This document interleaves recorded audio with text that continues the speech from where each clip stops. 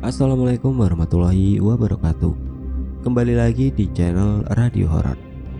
Sebelum kita mulai ceritanya, saya minta dukungan dari teman-teman dengan cara klik tombol subscribe channel ini.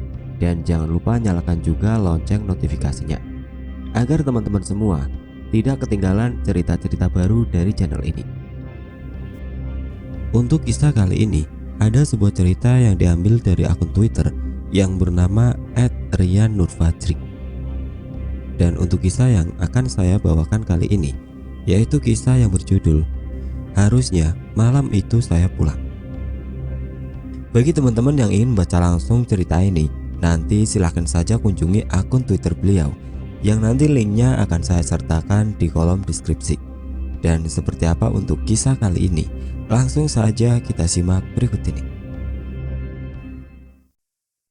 Terkadang kata hati menunjukkan kita ke arah jalan yang benar, namun terkadang kita lebih memilih untuk menggunakan logika.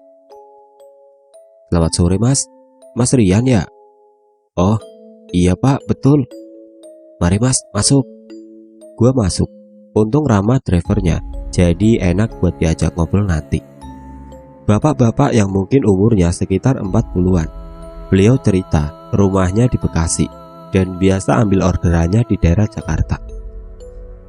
Awalnya beliau mau pulang sebelum ambil orderan gua, tapi karena tanggung buat tutup poin, akhirnya beliau ambil. Awal jalan masih belum terlalu macet, obrolan pun belum terlalu intim. Menjelang gelap, macet udah mulai kerasa. Mobil jalan pun sedikit-sedikit saking macetnya. Akhirnya gua buka obrolan ke hal-hal mistis. Ini yang gua suka. Ngedengerin kisah-kisah yang dialami orang itu seru, apalagi kalau udah yang serem-serem. Auto serius gua asli. Kita sebut aja Pak Tirno, ya nama samaran. Awalnya beliau nggak mau cerita kisah yang beliau alamin karena takut kalau diinget-inget lagi. Tapi dengan jurus modus ala laki-laki Jakarta, akhirnya beliau luluh. Gua awalnya nggak percaya sama yang dialami beliau, tapi setelah ditunjukin foto jalannya, gua jadi percaya. Sayangnya gua nggak boleh minta itu foto. Malam itu pukul 21, Pak Tirno lagi asik ngobrol-ngobrol dengan driver yang lainnya. Sadar jam udah makin malam dan Pak Tirno takut nggak boleh masuk sama istrinya. Akhirnya dia pamit pulang ke teman-temannya. Saat itu Pak Tirno mengaku aplikasinya belum dimatiin, lupa katanya. Pada saat Pak Tirno bersiap-siap untuk pulang, ada sebuah orderan yang masuk ke aplikasinya. Pak Tirno lihat tujuannya ke daerah Bogor. Dalam hatinya Pak Tirno sebenarnya ngelarang untuk ambil, tapi logikanya kali ini yang menang. Lumayan nambah-nambah poin. Akhirnya beliau ambil orderan itu. Sebelum berangkat, Pak Tirno pamit dulu dengan teman-temannya supaya nggak dibilang sombong. Guys, aku balik dulu ya, tapi ambil orderan dulu nih ke Bogor.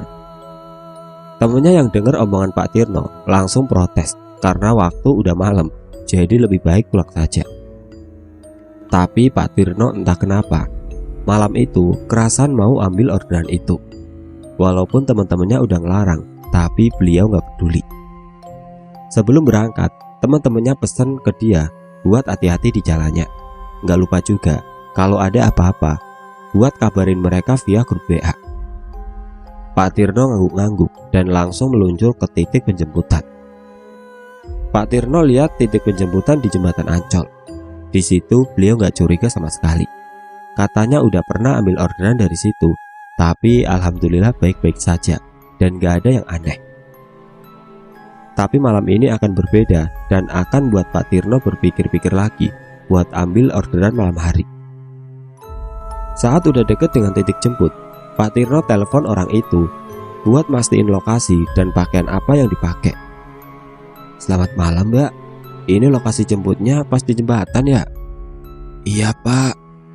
Pakai baju apa mbak, biar saya gampang carinya? Merah gelap. Setelah memastikan semuanya, Pak Tirno meluncur ke lokasi. Sesampainya di sana, Pak Tirno tengok kanan dan kiri, nyari cewek yang pakai baju merah gelap itu. Tapi Pak Tirno gak lihat sama sekali cewek yang pakai baju merah gelap. Akhirnya Pak Tirno telepon lagi cewek itu. Halo mbak, saya udah di jembatan, Mbak di mana ya? Saya cari-cari tidak ada, Mbak. Terlewat, Pak. Saya di belakang. Pak Tirno kaget. Dia yakin udah lihat-lihat kanan kiri tapi nggak ada. Pak Tirno positive thinking, mungkin terlewat pas dia noleh ke arah yang lain. Beliau mundurin mobilnya, nyampe customer itu. Gua pun kepo dengan bentukannya. Itu beneran cewek, Pak? Bener, pakai baju kayak terusan gitu, warna merah gelap. Setelah berhenti di samping cewek itu, Pak Tirno tanya namanya, buat mastiin agar nggak salah bawa customer. Mbak Mawar, nama samaran. Iya, Pak. Mulai disinilah Pak Tirno udah mulai curiga dengan keanehan customernya yang satu ini. Saya lihat cewek itu bajunya sepaha dan dia sama sekali nggak bawa tas. Selain itu, cara dia berdiri pun tegak dan kaku, nggak kayak orang normal. Perasaan Pak Tirno udah nggak enak, tapi nggak mungkin dia batalin gitu aja kan. Ya karena udah terlanjur, akhirnya mau gak mau dia tetap harus antar ke lokasi tujuan. Setelah pastiin bener cewek itu yang order, Pak Tirno persilahkan buat masuk ke mobil dan duduk di belakang. Pada saat cewek itu masuk, ada bau melati yang samar-samar lewat di hidungnya. Tapi Pak Tirno tetap berpikir positif. Dia gak mau ke bawah suasana yang aneh-aneh. Ini lokasinya udah bener ya, Mbak? Iya. Macam kayak orang pacaran yang habis berantem. Jawabnya singkat, padat dan jelas, kata Pak Tirno. Akhirnya beliau jalankan mobilnya menuju lokasi. Beliau sedikit perbesar suara musiknya untuk ngusir kesunyian di dalam mobil. 10 menit mobil berjalan, tidak ada pembicaraan sama sekali. Terkadang Pak Tirno mencuri-curi pandang ke spion buat mastiin masih ada atau tidak. Kalau keadaannya kayak gini, makin lama bisa bikin ngantuk. Habis main, Mbak? Iya. Kok sendirian, Mbak?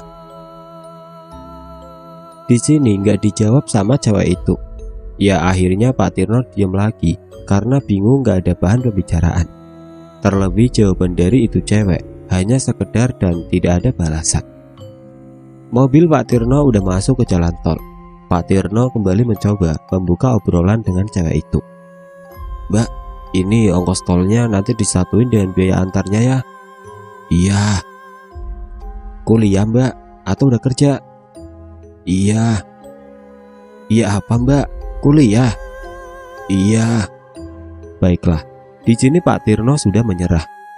Jalan panjang menuju Bogor akan membuatnya ngantuk. Terkadang Pak Tirno masih mencium samar-samar bau melati. Tapi beliau tetap berusaha buat nepis bau itu. Pikirnya mungkin hanya sugesti saja. Setiap Pak Tirno melirik ke spion tengah, saat itu juga cewek tersebut ikut menoleh ke arah spion. Cewek itu seperti tahu saat Pak Tirno mencoba melirik-lirik dia. Karena tidak enak, akhirnya Pak Tirno nggak berani buat lirik-lirik lagi. Ingat ya, di sini Pak Tirno lirik spion buat mastiin wujudnya masih ada apa enggak, bukan genit. Setelah perjalanan panjang yang sunyi, mobil Pak Tirno mulai memasuki wilayah Bogor. Keluarnya di mana, Pak? Sentul, habis itu ke wilayah kayak desa-desa gitu. Mbak, ini bener jalannya? Pak Tirno mulai ragu dengan jalannya karena rusak, gelap, dan juga seperti hutan-hutan gitu. Iya. Lagi-lagi jawaban yang singkat, padat, dan jelas. Gue yakin ini cewek kalau punya pacar, kerjaannya gelut terus. Rasa takut Pak Tirno kembali timbul, tapi beliau buang-buang jauh dan masih tetap mencoba berpikir positif. Tapi jalan yang dia lalui seperti mendukung untuk curiga dengan orderannya kali ini. Oh iya, Pak Tirno ini bukan tipe driver yang nanya-nanya jalan. Beliau lebih milih pakai aplikasi Google Map. Bukan tanpa alasan, Pak Tirno seperti ini karena sudah pengalaman mendapat omelan dan bintang 1 karena tidak tahu jalan. Mbak, ini bener kan jalannya? Pak Tirno kembali memastikan. Hanya memastikan karena sekarang Pak Tirno sudah berada di tengah-tengah hutan. Kanan kiri pun pohon semua dan tidak ada yang lewat sama sekali. Sebenarnya saya udah merinding di situ. Udah takut lah pokoknya. Tapi saya paksa saja. Di jalan kayak gitu, saya udah gak peduli dia mau risih atau enggak. Sesekali saya lihat spion tengah, mastiin itu cewek masih ada. Di saat Pak Tirno sedang serius cerita kisahnya, gue lihat ada Kang Cilok. Bentar Pak, beli cilok dulu, Bapak mau? Enggak ah, saya haus. Pak Tirno menyetir dengan rasa was-was kali ini. Dibilang nyesel ambil orderannya, ya nyesel. Tapi mau gimana lagi, sudah terlanjur Pak Tirno ambil. Menurut beliau, jalan itu lurus lempeng, halus dan juga gelap banget. Jangankan mobil, motor pun gak ada sama sekali. Mbak, ini masih jauh ya? Iya. Pak Tirno udah gelisah. Beliau bingung, karena ini jalan sepi banget dan juga gak ada pemukiman sama sekali. Perasaan Pak Tirno sedikit lega. Beliau melihat cahaya di depan sana. Perlahan mendekat. Pada saat sudah sampai di sini, Pak Tirno lebih heran lagi. Saya bingung ya, dari gelap banget tiba-tiba jadi terang. Tahu nggak itu ada apa? Apa Pak? Pasar malam. Iya, kenapa ada pasar malam di tengah-tengah hutan seperti ini? Seperti pasar malam layaknya. Banyak yang jualan dan juga ada mainan-mainan yang biasa terdapat di pasar malam. Namun hal ini tidak buat Pak Tirno tenang. Karena saat melewati pasar malam tersebut, entah kenapa gestur badan orang-orang di situ seperti cewek yang Pak Tirno bawa sekarang pada saat pertama ketemu. Kayak tegang, kaku gitulah, gak normal pokoknya. Lebih anehnya lagi, setiap Pak Tirno lewatin orang-orang tersebut, saat itu juga mereka membalikkan badannya lalu melihat ke arah mobil. Orang-orang di situ kayak belum pernah lihat mobil aja. Saya lewat, terus mereka semua nengok. Pasar malam tersebut ada di sebelah kanan dan kiri. Lebih anehnya lagi, Pak Tirno sama sekali tidak melihat kendaraan yang orang-orang di pasar malam itu. Jadi ya plong aja gitu. Di sini Pak Tirno makin sadar kalau ini udah nggak beres. Di situ saya baca-baca doa aja. Saya tahu kalau ini udah aneh. Bayangin aja, gimana caranya ada pasar malam tengah hutan, terus nggak ada kendaraan di sana, ditambah gestur badannya yang kaku semua. Mobil Pak Tirno akhirnya melewati pasar malam tersebut, kembali hutan-hutan yang dia temukan di perjalanan tersebut. Tidak lupa Pak Tirno kembali memastikan apakah cewek itu masih ada atau tidak. Tak jauh dari situ ada hal aneh lainnya. Karena jalan tersebut rusak, Pak Tirno melambatkan mobilnya untuk menghindari lubang-lubang yang besar tersebut. Tiba-tiba, entah dari mana datangnya, ada sekelompok orang bawa keranda. Di sini, saya kaget bukan main. Ya, ini apa-apaan bawa keranda tengah-tengah hutan. Udah gitu malangin jalan dari hutan ke hutan, nyebrang gitu. Saya mulai cemas di situ. Saat orang-orang yang bawa keranda itu lewat, Pak Tirno menghentikan mobilnya. Saya lihat orang-orang yang bawa keranda itu. Aduh, merinding ini saya inget-ingetnya. Karena jarak yang gak terlalu jauh sama mobil saya ya, pasti kena sorot lampu mobil kan. Nah, di situ samar-samar mukanya. Saya susah lihatnya. Pak Tirno pun kembali heran karena yang membawa keranda tersebut hanya 4 orang dengan berpakaian baju koko putih semua serta celana berwarna hitam. Seperti yang kita tahu, bahwa keranda itu pasti butuh banyak orang yang membawanya kan. Aduh mas, di situ udah mulai gemeter. Rasanya mau saya putar balik mobil dan ngebut. Gak peduli lagi jalan rusak mas. Saya merinding banget saat itu. Jelas siapa yang gak takut melihat hal seperti ini. Tapi karena Pak Tirno tetap harus mengantar cewek tersebut, beliau terpaksa harus melanjutkan perjalanannya. Setelah kelompok tersebut lewat dan masuk ke dalam hutan, Pak Tirno kembali menjalankan mobilnya. Kembali, Pak Tirno mencoba bertanya kepada cewek tersebut. "Mbak, kok sepi banget ya daerahnya?" "Iya." "Itu tadi yang lewat orang-orang sini, Mbak." "Iya." Jawaban yang menjengkelkan, tidak melegakan sama sekali. "Itu beneran sepanjang jalan gak ada kendaraan sama sekali, Pak?" "Iya, Mas. Entah itu daerah mana, saya nggak tahu. Kendaraan nggak ada. Udah gitu jalannya lempeng banget, nggak ada belok-belok sama sekali." Pak Tirno kemudian nyuruh gua buat lihat map daerah semua Bogor, apakah ada jalan yang lempeng terus, dan ternyata nggak ada. Jadi Pak Tirno ini ada di mana? Setelah melalui jalan yang panjang, akhirnya sampailah beliau di tujuan. Terlihat gerbang perumahan yang megah. Pak Tirno cuma bisa bengong dan bingung lihatnya. Kok bisa ada perumahan kaya di tengah hutan gini? Ternyata rumah cewek itu gak jauh dari gerbang komplek perumahan tersebut. "Mbak, ini kemana jalannya?" "Itu depan, Pak. Itu depan, Pak. Itu depan, Pak." Berhentilah Pak Tirno persis di depan rumahnya. "Pak, tunggu ya. Pak, tunggu ya. Saya cuma mau ambil baju aja." "Oh, oke, Mbak." Pak Tirno kira ini hanya mengantar saja. Ternyata disuruh menunggu juga. Sembari menunggu, Pak Tirno keluar dari mobilnya dan berjalan-jalan di sekitar komplek perumahan tersebut. "Tahu nggak, Mas? Di mana-mana perumahan pasti ramai kan ya? Sesepi-sepinya pasti ya ada yang lewat gitu kek. Lah ini nggak ada sama sekali.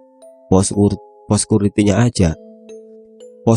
aja kosong, nggak ada yang jaga." Pak Tirno nggak peduli. Intinya setelah dibayar langsung balik ke rumah. Ternyata cewek ini ngambil bajunya cukup lama, sampai-sampai Pak Tirno mengantuk menunggunya. Beliau ingat depan gerbang perumahan itu ada sebuah warkop. Beliau putuskan untuk ngopi sejenak di sana sembari menunggu cewek tersebut. Nggak ada kata-kata yang keluar dari mulut pedagang tersebut. Pak Tirno melihat muka yang jaga warkop. Pak Tirno melihat muka yang jaga warkop tersebut pucat sekali. "Ini emang biasa sepi gini ya, Pak?" Pak Tirno yang kepo mencoba bertanya pada penjaga warkop itu. Pak Tirno kesal, ini kenapa mulai dari cewek itu sampai penjaga warkop bertingkah aneh gitu, dan juga kenapa sama tingkahnya dengan si cewek itu. Pak Tirno seruput kopinya, tapi kenapa rasanya aneh. Entah kenapa rasanya itu ada sedikit bau-bau amis. Rasa kopinya pun juga aneh, tidak seperti kopi biasanya. Tidak peduli batinnya, yang penting rasa ngantuknya hilang dan bisa menambah sedikit tenaga untuk pulang. "Bapak gak ngerasa aneh? Apa kalau sepinya gak wajar gitu?" "Ya ngerasa, Mas, tapi saya belum dibayar. Ya saya tungguin aja." Di saat Pak Tirno sedang asik menyeruput kopi dan menghisap sebatang rokoknya, dia dikagetkan dengan bola yang mengenai badannya. "Ini bola dari mana ya? Saya bingung." Tiba-tiba malah nongol dua anak kecil yang mau ambil bolanya. Seandainya ada yang bermain bola pasti terdengar, tapi ini tiba-tiba aja ada. Main bola di mana ini anak kecil? Saya ambil bolanya, terus saya kasih ke anak kecil itu. Nggak sengaja, tangan saya kena tangan anak kecil itu. Dingin banget, Mas. Mungkin karena di Bogor dan tengah hutan, jadi hawa dinginnya masih kental. Itu pikiran Pak Tirno saat itu. Sampai kopi habis, cewek yang order itu belum keluar juga. Hanya ambil baju aja, tapi kenapa bisa lama banget? Pak Tirno yang udah gak sabar ingin pulang, akhirnya berniat mau samperin rumah cewek itu. Pada saat membalikkan badannya ingin bayar kopi, Pak Tirno kaget karena pedagang yang ngelayanin dia tadi udah berubah menjadi pocong. Saking seremnya wajah itu pocong, ngebuat Pak Tirno pingsan seketika. "Ya ampun, Mas, jangan sampai dia lihat itu setan. Serem banget, Mas, sumpah." Pantes saja, pas saya mau bayar, tiba-tiba ada bau busuk. Ternyata pas nengok, baunya berasal dari situ. Nah kan, bapak pingsan tuh. Terus sadar-sadar gimana pak? Saya sadar-sadar ada di pos ronda warga mas. Di sekeliling saya sudah banyak warga yang ngumpul. Ternyata Pak Tirno pingsan di atas salah satu kuburan dekat perumahan warga dan ditemui oleh penjaga makam yang mau bersih-bersih. Terus mobil bapak ada di pinggir jalan besar, dan jarak antara saya pingsan dengan jalan besar itu sekitar 3 km mas. Aneh kan? Ini bukan aneh lagi, tapi benar-benar aneh. Kok bisa sejauh itu?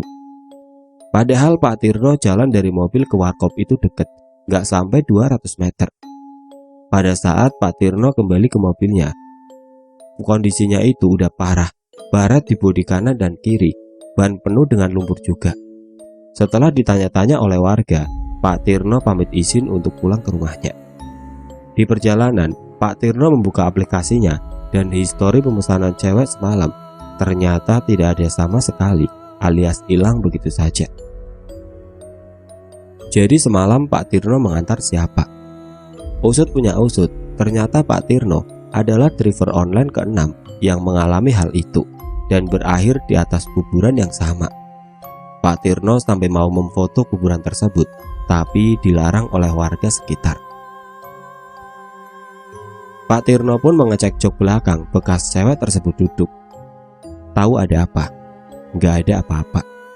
Sampai sekarang, Pak Tirno udah gak berani lagi ambil order di atas jam 9 malam. Sepertinya sudah kapok setelah kejadian itu. Sekian kisah dari driver online Pak Tirno. Memang gak serem, tapi keanehannya bikin merinding. Ingat, tetap sopan dan jaga diri baik-baik.